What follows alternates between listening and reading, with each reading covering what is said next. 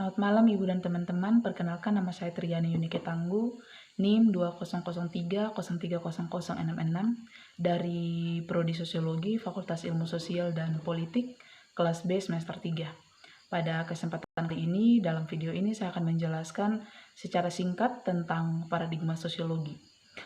Terlebih dahulu saya akan menjelaskan pengertian dari paradigma itu. Yang pertama, paradigma ini dikemukakan oleh Thomas Kuhn pada tahun 1962. Ia mengemukakan paradigma ini atas dasar menolak pendapat dari para ilmuwan yang mengatakan bahwa ilmu pengetahuan itu berkembang secara relatif. Dan Thomas Kuhn itu mengatakan bahwa ilmu pengetahuan itu berkembang berdasarkan revolusi. Sehingga dari sini ia melahirkan apa yang dinamakan dengan paradigma. Kemudian saya akan menjelaskan 3 paradigma. Yang pertama itu ada paradigma fakta sosial. Paradigma ini yang digunakan oleh para ilmu pengetahuan tertentu untuk mengkaji sesuatu. Kemudian saya akan menjelaskan tentang paradigma fakta sosial. Pokok pembicaraan dari paradigma fakta sosial ini itu adalah struktur yang ada dalam masyarakat itu mempengaruhi individu, sehingga terbentuk sebuah realitas. Contoh yang saya ambil, dalam situasi pandemi saat ini yang sedang melanda dunia, pemerintah menerapkan adanya PPKM atau pemberlakuan pembatasan kegiatan pada masyarakat. Anjuran yang diberikan oleh pemerintah ini diikuti dan dilaksanakan oleh masyarakat dengan bekerja dari rumah dan menerapkan prokes. Itu merupakan contoh dari paradigma fakta sosial. Yang kedua ada paradigma definisi sosial.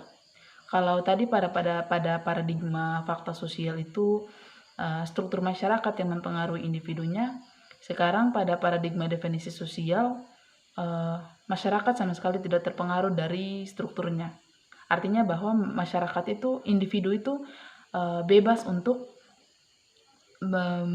melakukan sesuatu untuk membentuk sebuah realitas berdasarkan faktanya.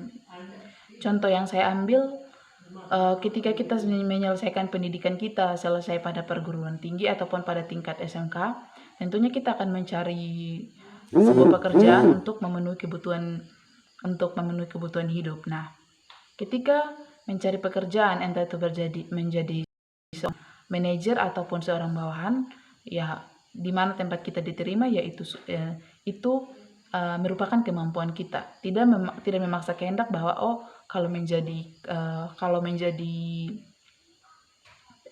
walaupun strukturnya bahwa kalau menjadi kepalanya itu gajinya lebih banyak, sedangkan kalau menjadi karyawan itu gajinya sedikit. Tetapi di sini berdasarkan kehendak dari individu seperti itu, sehingga apa yang individu itu mau itu yang terbentuk begitu. Kemudian yang kedua ada paradigma perilaku sosial. Fokus utama pembicaraan dari paradigma perilaku sosial ini adalah tentang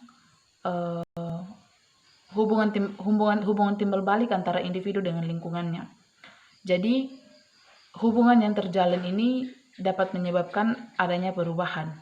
Contohnya dalam pendidikan, baik itu di SD, SMP maupun SMA, ataupun dalam perguruan tinggi.